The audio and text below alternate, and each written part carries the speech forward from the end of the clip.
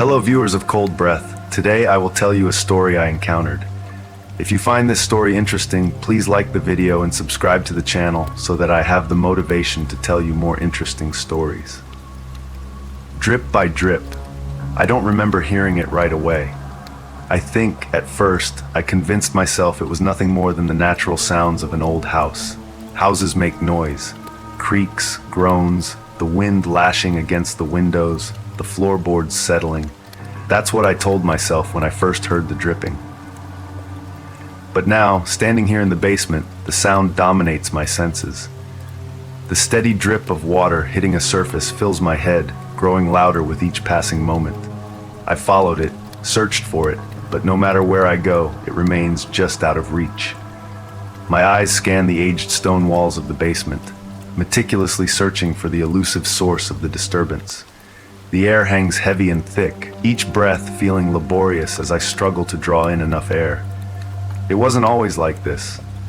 There was a time when this place felt like home, quaint and charming, a bit rough around the edges, sure, but full of potential. Sarah and I had fallen in love with the house at first sight. The realtor had given us a brief tour, and when we reached the basement, he quickly brushed past it, barely mentioning the fact that it existed at all. It seemed odd at the time, but we didn't think much of it. Old basements are creepy. Everyone knows that. Now I wish we had listened to our instincts. I wish we had never set foot down here. The dripping had started about 2 weeks after we moved in. I remember Sarah complaining about it while we were eating breakfast one morning. "Tom, do you hear that?" she'd asked, her brow furrowed in that way she does when she's frustrated. "It's driving me insane." I hadn't noticed it until she pointed it out. And that's when I heard it for the first time. A faint, rhythmic drip was coming from somewhere beneath us. I dismissed it. Probably a leaky pipe, I thought. It's an old house, these things happen, I reasoned. That very night, however, the sound it seemed to get louder. As I lay in bed, staring up at the ceiling, I could hear it clearly. Drip, drip. It sounded close, too close. I tried to block it out, but the more I focused on it, the louder it became. Sarah turned over next to me, restless, and I knew she was hearing it too. I could sense the tension in air as she was trying her very best to ignore and sleep through it. "Can you check it out tomorrow?" she finally whispered to me, her voice barely audible over the steady drip. "Yeah, I'll look into it," I replied, though I was already dreading the idea of going down into the basement. Something about it felt off, like a cold weight settling over my chest. The next day I made my way down the narrow stairs to the basement. It was dimly lit, a single bulb hanging from the ceiling casting weak shadows across the space. Boxes were still piled up against the walls, remnants from the move we hadn't bothered to unpack yet. The air smelled musty, like old earth and damp concrete.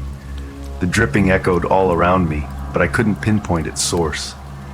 The pipes along the ceiling looked fine, no signs of leaks or condensation. I checked the corners, the floor, the walls, nothing. I even crouched down near the floor drains, but they were bone dry. The sound seemed to come from everywhere and nowhere at the same time. Frustrated, I climbed back upstairs and told Sarah I couldn't find anything. She wasn't convinced. "You didn't look hard enough," she said, her eyes dark with concern. "That sound is getting louder." She wasn't wrong. Over the next few days, the dripping grew more insistent. It followed us from room to room, a constant, maddening noise we couldn't escape. And it wasn't just the sound. The smell started shortly after, faint at first like damp wood, but soon it became overpowering, rancid. It clung to everything, seeping into the walls, the floors, our clothes. It chased us around like a shadow. I called a plumber, thinking it had to be a hidden leak, maybe a burst pipe we couldn't see. He came, checked the entire house top to bottom, and found nothing. Not a single drop of water out of place. Oddly enough, the dripping ceased the moment he set foot in the house. The rancid smell we had grown accustomed to seemed to vanish in his presence. As we watched him go through every room, running his checks, we could hardly believe our senses. "I don't know what to tell you," he said, scratching his head. "Everything looks fine to me. Are you sure it's not just in your head?" I wish it had been in our heads. That night, the smell grew worse. Sarah was coughing, gagging from the stench, and I wasn't much better. We couldn't sleep, not with that goddamn dripping and the rotten, cloying odor. Desperate, I grabbed a flashlight and headed back down to the basement, determined to find the source. This time I noticed something I hadn't seen before. In the farthest corner, behind a stack of old furniture the previous owners had left behind, there was something odd, a patch of the wall that looked different. The bricks were older, crumbling, almost as if they didn't belong to the rest of the foundation. The dripping seemed to be coming from that direction. I cleared away the furniture, heart pounding in my chest, and there it was, a sealed well, hidden behind the wall. It was small, barely large enough to fit a person, with a rusted metal cover and bricks haphazardly piled around it as if someone had tried to seal it off quickly. My stomach turned as the rancid smell hit me full force. I gagged, pulling my shirt over my nose, but I couldn't tear my eyes away. The dripping had stopped.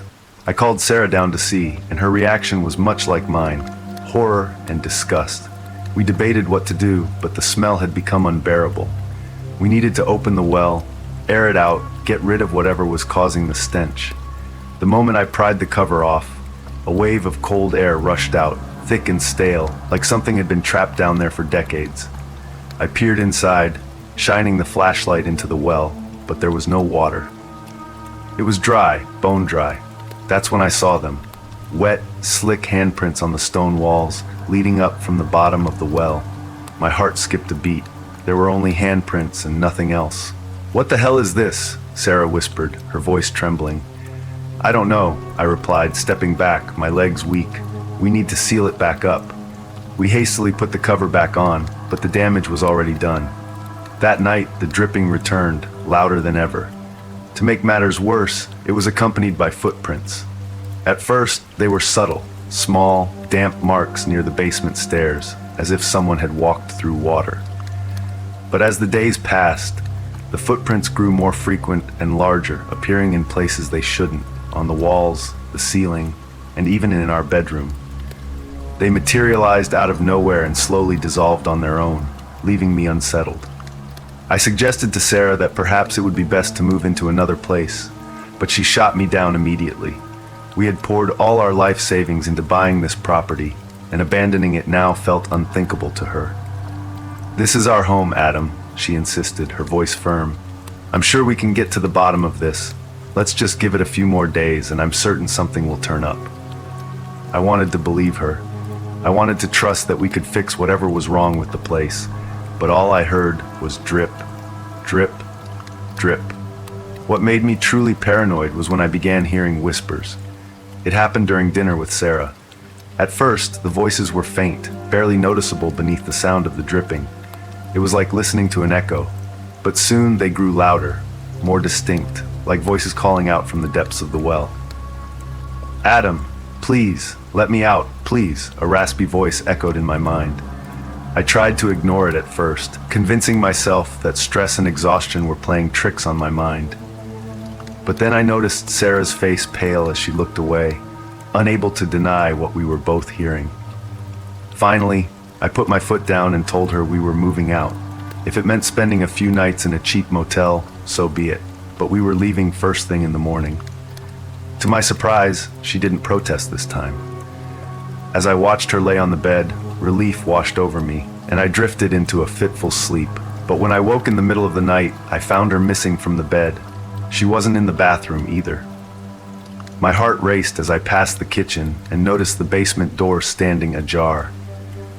I gasped as I slowly descended the stairs and found Sarah standing near the foot of the well. She had already removed the lid and appeared to be in some sort of trance. A full moon from a nearby window illuminated the mouth of the well, casting an eerie glow around its edges. "Sarah?" I whispered, my throat dry as I slowly approached her from behind. She didn't respond. Her eyes were glazed, her face ashen white and staring into the abyss. And then I saw it. A figure, pale and gaunt, slowly lifted its head over the edge of the well, its eyes glinting in the moonlight.